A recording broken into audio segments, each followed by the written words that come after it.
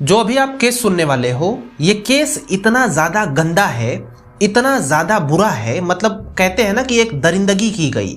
तो जो दरिंदगी में भी सबसे गंदी वाली दरिंदगी है, उसी से रिलेटेड ये केस है। सपोज करो कि एक आदमी है, उसको गुस्सा आता है तो वो विरोधी को मार देता है, गोली मार देता है, या फिर एक आध बार जाकर के चाकू मार देता है, जिससे सामने वाले की मौत हो जाती है। ये तो हुआ नॉर्मल चीज। लेकिन एक आदमी होता है, उसको गुस्सा आता है, वो सामने वाले को मारता है, उसके बॉडी को टुकड़े टुकड़े करता है, छोटे छोटे पीस में डिवाइड करता है, कुकर में उबालता है, रूम ही में सड़ता रहता है। मतलब इस हद तक दरिंदगी इस वीडियो में की गई है, वो भी अपनी वाइफ के साथ में, जिससे वो प्यार करता था, उसके साथ में। तो मैं बच्चों को एक ही बात सलाह देना चाहूंगा कि देखो, अगर आप बच्चे हो तो अपने पिताजी या फिर कोई भी घर का गार्जियन से पूछ लो कि ये वीडियो देखनी चाहिए या नहीं देखनी चाहिए। दूसरी बात है कि उसके साथ में ही आप वीडियो देखो तो अच्छा होगा, क्योंकि दरिंदगी हद से पार है इस वीडियो में, और मैं नहीं चाहता कि आपके मानसिक स्थिति पर कोई भी प्रभाव पड़े। सो हम लोग बात करते हैं आगे इस केस के सिलसिले में। सुनिए कि किस तरीके से पहले प्यार, फिर दरिंदगी और फिर पुलिस, ये सब आते हैं और क्या क्या करते हैं। नमस्कार, मैं हूं अंकित सिंह। देखिए, ये कहानी शुरू करने से पहले मैं एक बार फिर से वार्निंग दे दूं कि डरिएगा मत, क्योंकि ये कहानी बहुत बुरी होने वाली है। दरअसल इस कहानी का मेन किरदार मनोज और सरस्वती हैं। ये लोग 2014 में मिले होते हैं एक किराने की दुकान पर। मिलने के बाद इन लोगों में कुछ बात होती है, और बात होने के बाद धीरे धीरे मुलाकात भी होने लगती है। मतलब गाड़ी राइट डायरेक्शन में चलने लगती है। आम प्यार में भी यही सब होता है, यहाँ पे भी शुरुआत में यही हुआ। ये लोग किराना की दुकान पे मिलते हैं, धीरे धीरे बात आगे बढ़ती है, फोन नंबर एक्सचेंज होते हैं, इमोशंस शेयर होने लगते हैं, और इन दोनों में प्यार हो जाता है। लेकिन यहाँ पे एक और चीज आपको जो जाननी चाहिए, मनोज की उम्र 53 साल थी और जो सरस्वती है उसकी उम्र 32 साल थी। इन दोनों के उम्र में 20-21 साल का फासला था। प्यार तो हो ही चुका था। अब आप लोग सोच रहे होंगे कि क्या मतलब, उम्र तो देखनी चाहिए ना, किससे प्यार कर बैठी। तो देखिए, उम्र का फैक्टर तो एक आता है, जो आपको बाद में चल के स्टोरी में क्लियर हो जाएगा कि उम्र भी एक बहुत बड़ा योगदान देता है। लेकिन उससे पहले मैं थोड़ा सा प्रेम के बारे में यहाँ पे आपसे डिस्कस कर लेता हूं, क्योंकि इसी पे आधारित ये कहानी है। देखिए, प्यार जो होता है वो इमोशंस से होता है। पहले हो जाता है, फिर जाति पाति और धर्म, मतलब ये सब में देखता है। पहले तो हो जाता है, और यहाँ पे भी हो गया। प्यार में बस इमोशंस चलते हैं, और वो इमोशंस इन्हें कैसे मिले एक दूसरे में, इसको देखो, क्योंकि यही मेन है, पहली सीढ़ी जिसे बोलते हैं। देखिए, जो सरस्वती होती है ना, इसके पिताजी बचपन में ही मृत्यु हो जाती है उनकी। उसके बाद कुछ साल अपनी माँ के साथ रहती है, लेकिन माता की भी आगे चल के मृत्यु हो जाती है। अब ये अनाथ हो जाती है। इसके बाद ये एक आश्रम में रहती है, अहमदनगर के जानकी बाई आप्टे बालिका आश्रम में। यहाँ पर सरस्वती की पढ़ाई होती है, और ये 10 साल यहीं पर पढ़ती है, कक्षा 10वीं तक। जब ये 10 साल बाद 18 साल की होती है, 18 साल पे ये इस आश्रम को छोड़ देती है और चली जाती है औरंगाबाद। इसकी बहन रहती है वहाँ पे। अनाथ मैंने इसीलिए बोला था क्योंकि इसके माता पिता नहीं हैं, घर का कोई रहा नहीं। अब जो 3 बहनें हैं, वो 3 बहनें अलग जगह पे रहती थी, ठीक है। तो वो औरंगाबाद में अपनी बहन के पास चली जाती है, और वहाँ भी 4 साल तक रहती है। 4 साल होने के बाद वो औरंगाबाद अपने बहन के पास से भी निकल जाती है और चली जाती है मुंबई में रहने के लिए। और यहीं पर मुंबई में ही मुलाकात होती है मनोज साने से, और किराना स्टोर पे इनकी मुलाकात होती है, प्यार हो जाता है, और तभी कहानी आगे बढ़ती है। अब देखिए, मैंने शुरुआत में आपको बता रखा है कि इमोशंस की वजह से प्यार होता है। आखिर मनोज के लिए कैसे इमोशन जगते हैं, इस पर भी थोड़ा सा आपको फोकस करवा देते हैं। दरअसल सरस्वती भी अनाथ थी, आप लोगों को पता ही है कि माता पिता है नहीं। मनोज जो किराना के दुकान पर मिला, मनोज का भी कोई नहीं था रिश्तेदार वगैरह, ठीक है। मनोज भी अकेला ही रहता था। उसके पास एक घर था, इसके पास तो कुछ था ही नहीं, ठीक है। ये अपने बहन के पास से भी आ गई थी मुंबई में रेंटेड पे रह रही थी। लेकिन मनोज के पास घर था, उसका परिवार नहीं था, या फिर उसके रिश्तेदार नहीं थे। तो इन दोनों की स्टोरी कुछ सिमिलर सी ही है। अब आपस में बात करते हुए ऐसा लगा होगा इन लोगों को कि भाई हम लोगों की तो स्टोरी सेम सेम है, बॉन्डिंग बनी होगी, प्रेम हो गया होगा इसमें। अब प्रेम होना था वो हो गया। अब ये लोग चले गए मनोज के घर, मतलब जो सरस्वती थी वो चली जाती है मनोज के घर, एक दूसरे के साथ ये लोग रहने लगते हैं लिव इन रिलेशनशिप में। जो हमें जानकारी मिली है उसके मुताबिक ये लोग टोटल पूरे जिंदगी में 9 साल रिलेशनशिप में रहते हैं। ये काफी लंबा समय होता है, लेकिन 9 साल में से अगर 3 साल घटा दें तो 3 साल घटाने पर ये लोग अपना घर चेंज करते हैं। यानी जिस घर में मनोज लेके गया रहता है फिर उस घर को चेंज किया जाता है, दूसरे जगह जाकर के ये लोग शिफ्ट होते हैं। ये लोग एक फ्लैट लेते हैं मीरा रोड के गीता नगर में, और इसी फ्लैट में जो दोबारा फ्लैट लिया गया था इन्हीं 3 साल के बीच में ये कांड होता है। पहले वाले रूम पे नहीं, इस वाले जो नया वाला फ्लैट लिया गया था यहीं पर ये दर्दनाक, ये भयानक कहानी, षड्यंत्र जो भी आप कहो वो रचा जाता है। देखिए क्या है कि ये जो दूसरी बार फ्लैट चेंज किए थे, यहां पर क्या था कि इनके पड़ोसियों से संबंध कैसे थे ये भी आप समझ लीजिए, क्योंकि घटना यहीं पे हुई थी।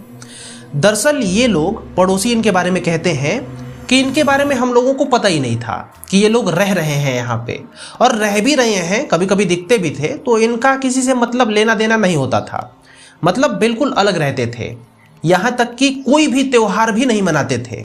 पड़ोसियों का तो यहाँ तक कहना है कि ये लोग फेस्टिवल भी नहीं मनाते थे। अब देखो, घर में जो मनाते होंगे, लेकिन पड़ोसियों ने बाहर कभी मनाते हुए नहीं देखा था इन लोगों को। साथ ही साथ पड़ोसियों को इनका नाम तक नहीं पता था। मतलब आप समझ सकते हो कि कितना ये लोग सेपरेट रहते थे, अलग से रहते थे। अब ये क्यों रहते थे ये किसी को नहीं पता। शायद हो सकता है कि काम हो इन लोगों को तो काम धाम में बिजी रहते हों, लेकिन इनका स्वभाव तो अलग था। तो इसीलिए हो सकता है कि पड़ोसियों ने भी जानने की कोशिश ना की हो, क्योंकि आज के पास टाइम किसके पास है यार, जानने की बात है ना, तो नहीं जाना होगा, सिंपल सी बात है। अब मामला हम लोग आगे बढ़ाते हैं, ज्यादा बकवास हो गया। अब क्या होता है कि मनोज जो था और सरस्वती, इन दोनों में प्रेम तो हुआ था, लेकिन मनोज को ना कभी कभी अपने पत्नी पे शंका होता था। शंका इस बात के लिए होता था कि कहीं इसका कोई के साथ चक्कर तो नहीं है, कहीं कुछ है तो नहीं, और इसको लेकर के इन दोनों में कलेश हुआ करता था, अधिकतर कलेश हो जाता था। बात यही होती थी कि सरस्वती के चरित्र पर वो शंका करता था, ठीक है, हरदम मनोज का यही था, और इसको लेकर के झगड़ा होता था। झगड़ा काफी ज्यादा हद तक होता था, और हद तो तब हो गई जब 3 जून 2023 को खत्म मनोज ने सरस्वती को मार दिया रूम में ही, ठीक है। अब मार तो दिया, लेकिन बॉडी का करे क्या भाई, बॉडी भी तो हटानी है, बॉडी जिंदा ले नहीं जा सकते बाहर। अब देखो मारा किस तरीके से था, ये इस तरीके से मारा कि अगर मान लो जो भी लोग मर जाते हैं, कभी कभी लोग किसी को मार देते हैं तो पुलिस जो होती है वो पोस्टमार्टम के लिए बॉडी लेके जाती है, लेकिन ये किस तरीके से मारा इसका पता नहीं है, ठीक है। क्यों नहीं है वो आगे आप देखोगे तो आपको पता चल जाएगा। जिस हालात में ये सरस्वती की बॉडी को कर दिया होता है ना, इस हालात में पोस्टमार्टम का बाप भी आ जाएगा, फिर भी पता नहीं लगाया जा सकता कि ये मारी किस तरीके से गई है लड़की, क्योंकि ये हालत ही ऐसा कर देता है। लेकिन हम लोग फिर से शुरू से स्टार्ट करते हैं कि ये मनोज जो है वो सरस्वती को मार देता है, अपनी वाइफ को मार देता है। मारने के बाद अब बात आता है कि हम बॉडी को कैसे डिकम्पोज करें, क्या करें बॉडी का। तो मनोज के दिमाग में एक प्लान चलता है, और अब देखिए कि ये क्या क्या करता है इस बॉडी के साथ में। आप सचमुच बता रहे हैं, तुम देखो यार। बस मनोज होता है वो प्लानिंग के तहत अपने पास के दुकान में जाता है। दुकान में आप लोगों ने कभी कभी देखा होगा, इन जनरल आप लोग जहां भी रहते हो, कभी कभी पेड़ काटा जाता है, या फिर वीडियोस वगैरह आजकल तो बहुत सारी रहती हैं। तो पेड़ को जिस कटर से काटा जाता है, आपको तस्वीर लगा देता हूं, जानने में आसानी होगी, ऐसा ही कटर खरीदता है। अब कुछ आर्टिकल का कहना है कि 1 कटर खरीदता है, और कुछ आर्टिकल का कहना है कि 3 कटर खरीदता है, लेकिन ये कटर खरीदता है, और कटर खरीदने के बाद घर आ जाता है। साथ ही साथ पॉलीथीन वगैरह भी खरीदता है, ताकि वो ठीक ठाक से रख पाए। जो भी जरूरी सामग्री होती है वो लेकर के घर में आता है, रूम को लॉक करता है। रूम को लॉक करने के बाद अब बॉडी को लिटाता है, और फिर शुरू हो जाता है। अब क्या करता है, बॉडी को छोटा छोटा पार्ट में काटता है। जब बॉडी को पूरा अच्छे तरीके से काट देता है तो बॉडी को काटने के बाद भी क्या होने वाला था, कुछ नहीं, क्योंकि बॉडी को तो डिकम्पोज करना है ना, कैसे भी करके खत्म करना है, या तो बाहर फेंक दो या खा जाओ या फिर कुछ भी कर जाओ। तो यहां पे वो क्या करता है कि 2-3 बाल्टी लेता है, उन बाल्टियों में जो पेट वेट का जो भी मांस वगैरह होता है या फिर कुछ भी बॉडी का बाल्टियों में डालता है, और कुछ रिपोर्ट्स के मुताबिक उसमें एसिड भी डालता है। अब एसिड से ये होता है कि आप लोगों ने देखा होगा, अगर आपके स्किन पे एसिड गिर जाएगा तो आपका स्किन जल जाएगा।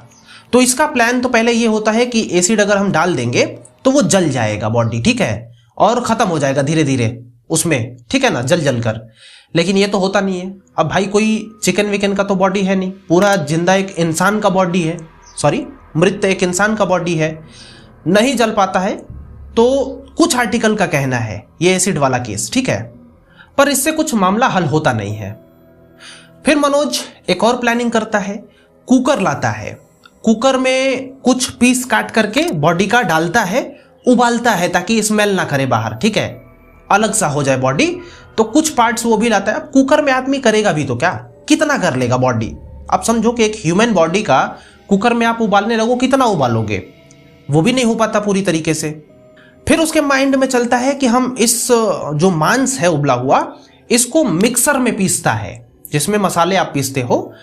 आप क्या घर में कोई भी पीसता है, या फिर स्टूडेंट होगे तो आप खाना तो बनाते ही होगे यार, पढ़ने के टाइम में, मतलब जाते हैं बाहर लोग पढ़ते हैं तो वहां पे तो बनाना ही होता है। तो मिक्सर में वो उस मांस को भी पीसता है।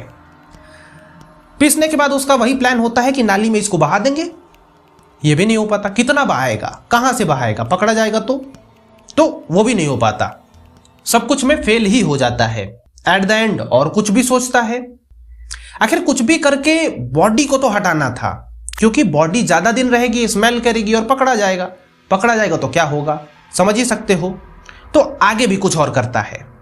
मनोज का कोई प्लान चल ही नहीं रहा था, तो मनोज अब क्या करता है कि बॉडी के कुछ पार्ट्स को रोस्ट करता है, भूनता है, और वो किसी भी प्रकार से थैली वैली में लेकर के जाता है, बाहर जो आवारा कुत्ते होते हैं उनको बॉडी खिलाता है। अब सोचो, अपनी बीवी को मारा, अपनी बीवी की बॉडी को भूंज करके, काट करके, क्या क्या करके, और वो ले गया बाहर, और वो खिलाने के लिए, ठीक है, कुत्ते को खिलाने के लिए, और कुत्ते को खिलाने को देता है। कुत्ते भी खाते हैं। लेकिन इस वक्त क्या है कि उसके पड़ोसी जो थे वो कुछ सोचते हैं, मतलब उनके मन में भी चल रहा था कि आज तक तो ये कुछ करता ही नहीं था और आज ये सब क्या करने लगा। लेकिन ज़्यादा केयर नहीं करते, क्योंकि मन बदलता रहता है, या फिर कुछ भी पड़ोसी नॉर्मल ही लेते हैं। और ये तो जो रिपोर्टिंग सभी मैं बता रहा हूँ आपको, ये सब तो इन लोगों ने घटनाक्रम के हो जाने के बाद जब पता चल गया सबको, तो ये लोगों ने बताया मीडिया में आकर के कि हमें ऐसा लग रहा था, ठीक है ना। तो वही मैं बात बता रहा हूँ कि जब ये कुत्तों को देता था तो पड़ोसियों को लगता था कि आज इसको क्या हुआ है, भाई बड़ा कुत्तों के ऊपर मेहरबान है। लेकिन पड़ोसी बोले भी तो बोले क्या, परिचय है नहीं, कुछ है नहीं, तो चलो कोई नहीं, खिला रहे खिलाने दो। तो ये वाली हालचाल थी। ऐसे दिन निकलता है, लगभग 2-3 दिन निकलता है, ठीक है, 1-2 दिन, 24 घंटे 48 घंटे। अब धीरे धीरे क्या होता था ना कि रूम में, जिस रूम में इसने किया था, सब कुछ काटा वाटा था, उससे बदबू बाहर जाने लगती है। अब इंसानी बॉडी सड़ेगी भी तो, और सड़ेगी तो क्या होगा। अब इस पे मनोज क्या करता है कि जो रूम फ्रेशनर होता है ना, उसको खरीद के लाता है बहुत सारा, और उसके बाद जब भी स्मेल वगैरह होता है तो उसमें मारता है, अपना मार देता है, बॉडी की स्मेल दब जाती है। लेकिन धीरे धीरे बॉडी की स्मेल बढ़ रही थी, पड़ोसी के नाक तक भी गई ये स्मेल, ठीक है। पड़ोसी ने सोचा कि ये सब क्या हुआ है भाई, मतलब उसे लग रहा था कि चूहा वूहा मरा है, ठीक है, कहीं, और वो हमें स्मेल कर रहा है। ज़्यादा फोकस नहीं दिए, लेकिन देखो बॉडी तो बॉडी है भाई, स्मेल तो आनी ही है, और स्मेल बढ़ती गई। अब कहानी आगे बढ़ती है, अब पड़ोसियों तक पहुंच जाती है, समझ रहे हो ना।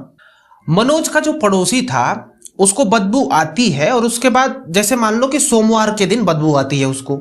अब ये बदबू बढ़ रही थी तो उसे कुछ अजीब सा लगता है, तो सोचता है जाके देखें किधर से भाई स्मेल आ रही है। बढ़ता गया, तो तो जब अपने पड़ोसी यानी मनोज के दरवाजे के पास पहुंचा तो उसे स्मेल थोड़ा सा अलग सा लगा। मतलब उसे लगा कि हाँ इधर से ही स्मेल आ रही है। ऐसा लगता है ना, जिधर से स्मेल आ रही होती है उधर बढ़ती जाती है। अब वो गेट पे जाके नॉक किया कि भाई बताते हैं कि आपके घर से बदबू आ रही है, कुछ हुआ है, कुछ मरा वरा है, देख लो।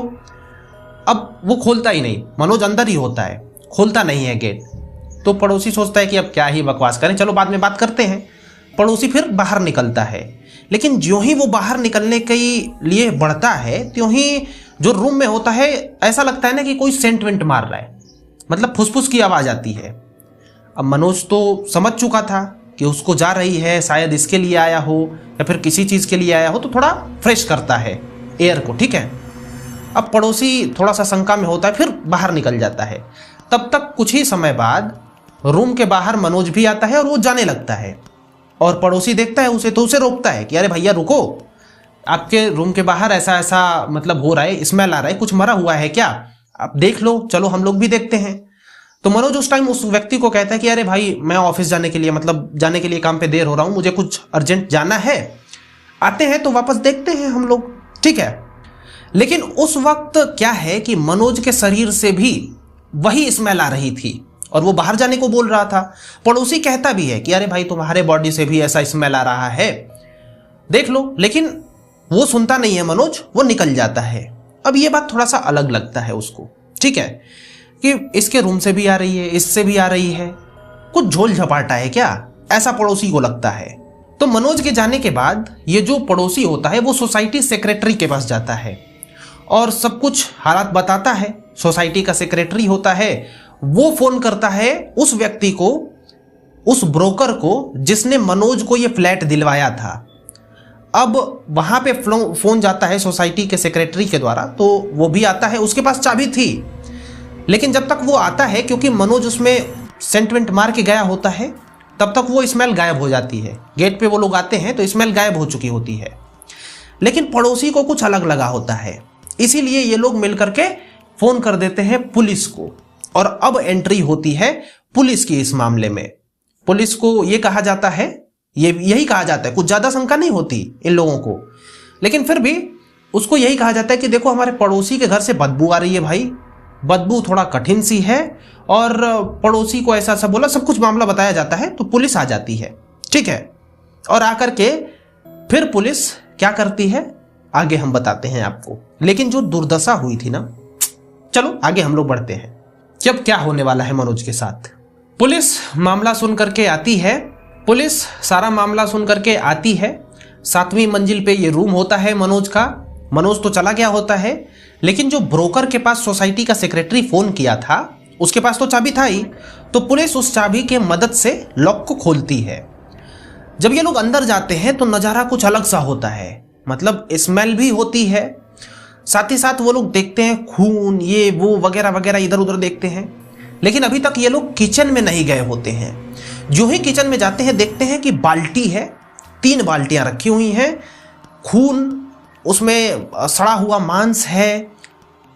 समझ सकते हो कि क्या क्या होगा वहां पे, क्या क्या मिला होगा। मैं एक एक चीज क्या बताऊं, जितना मैं बोल रहा हूं ना मेरे अंदर से कुछ अलग सा हो रहा है कि भाई किस तरीके से सरस्वती को काटा गया होगा, एंड काटा इन द सेंस कि उबाल कर कुत्ते को खिलाया, सब कुछ सोचो कितना बुरा लगता है।